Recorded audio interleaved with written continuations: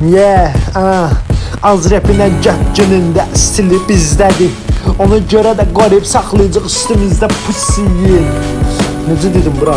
Pox kimidir məncə. Qəşəng idi ha? Sən qızlar yazar, buna mahnı oldu. Mən elə temlardan açma, mən qızlar yazar, insan. albom çıxandan sonra mənə. Qızları nə sikirsən? Efronun kommentine 52 tatlılar. Yəni o qədər gicdirlər adamlar var. Ya neysə bura girəm mən. Yuxudan dururam, o məndən qabaq durur. Neysə bunları keçirəm.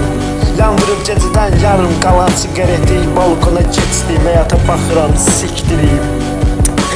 İdin naxuy bizə pofuy, arxa fonda ucuz duram. Tualetdəki saatdan çox qaldım, sən kəlbi ucaldıram. Yayın istisində, döşlərində duzdadır. Almanın qabığını yeyirəm ki, vitamin 100 qabığındadır. Nə qədər axtarsa da kakani tapa bilmir. Mən zarfat edirəm ha. Ağırlanmıram, eftenam da bilir ki, rapid gət günündədirəm. Sevdiyi yemək səsiz qalan qızı ilk görüşümdə. Sos-sol, üstdən Dubayam, içdən Somali. Ölməli bir nəfər varsa o da sən karma varsa belə mənim və qeyrimədi. Qabağımda can ver, gör vecimədi. Daşaqlarımdan biri Gucci, biri də Range Rover'di.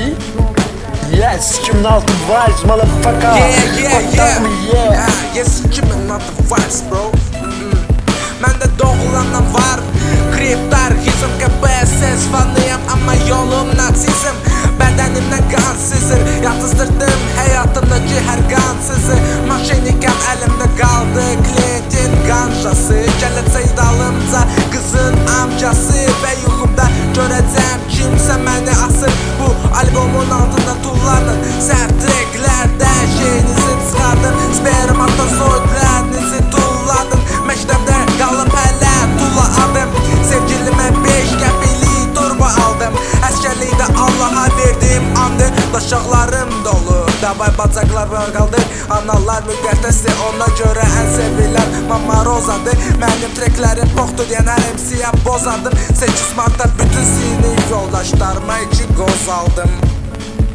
Diksiyaya görə biraz üzr istəyirəm, arada sözləri çaşdırıram.